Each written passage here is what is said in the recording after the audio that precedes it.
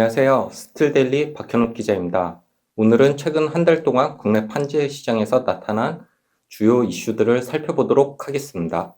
먼저 4월 말 발표된 포스코와 현대제철의 올해 1분기 실적은 시장의 주요 관심사였습니다.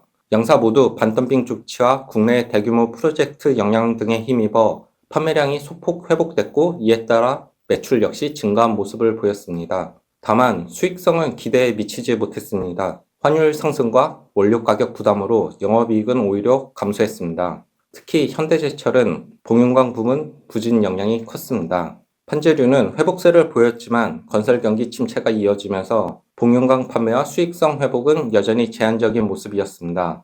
포스코 역시 판매량 증가에도 불구하고 원료비와 운임 부담 확대 영향으로 수익성 개선폭은 제한됐다는 평가입니다. 그럼에도 양사 모두 자동차 강판과 에너지용 강제 등 고부가 제품 판매 확대와 저탄소 생산 체제 전환을 통해 중장기 경쟁력 확보에 집중하겠다는 계획입니다.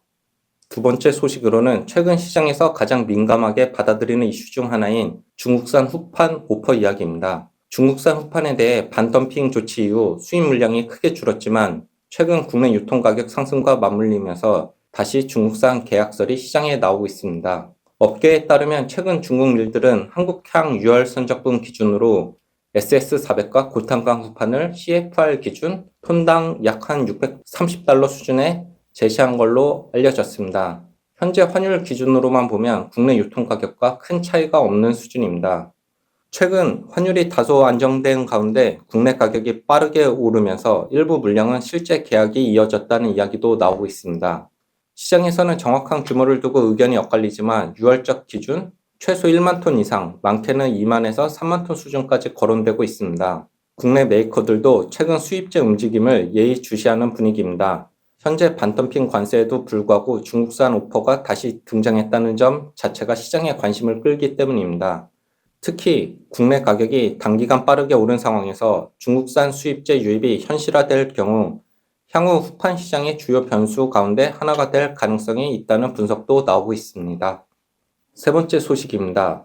최근 업계에서 포스코가 발표한 포항제철소 파이넥스 2 공장 셧다운 계획에도 관심이 집중됐습니다.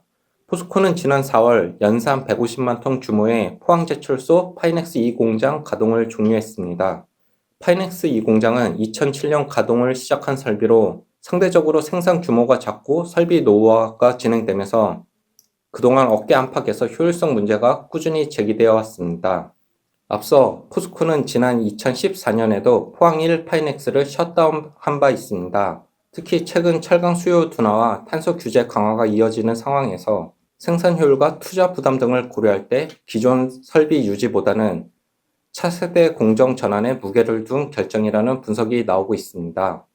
포스코는 이번 셧다운과 관련해 기존 파이넥스 운영 과정에서 축적된 기술과 경험을 향후 하이렉스 공정에 활용하겠다는 계획을 밝힌 상태입니다. 또 지난해 폭발 화재 사고 이후 복구를 마친 파이넥스 상 공장이 지난해 연말부터 안정적인 가동 체제를 복귀한 점도 이번 결정 배경 가운데 하나로 꼽히고 있습니다.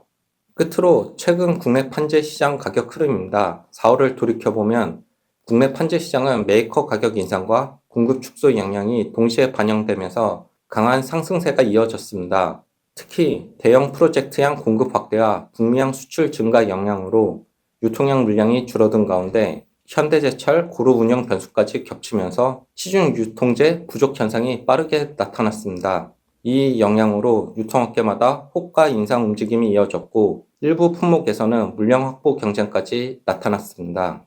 다만 5월 들어서 분위기는 조금 달라지고 있습니다. 4월 한 달 동안 가격이 빠르게 오르면서 실수요업계에서는 관망 움직임도 함께 나타나고 있습니다.